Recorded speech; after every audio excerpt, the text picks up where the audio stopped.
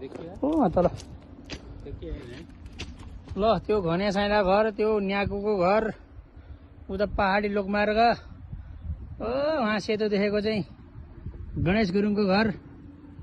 ल यो तल्लो घापु हाम्रो यी घापु डाँडाको खेत सर्लकै पुरै खरे खर्च सर्लकै पुरै खनेर हाम्रो खनियाको बोटको माथि डाँडाको पोलको घर त्यहाँ छ ओ माथि एउटा पल्तिर कृष्ण दाईको खनियाको बोटो त्यहाँ छ यो त माछेडाको हो क्या माथि घरको ए फलेगरा त सर्लकै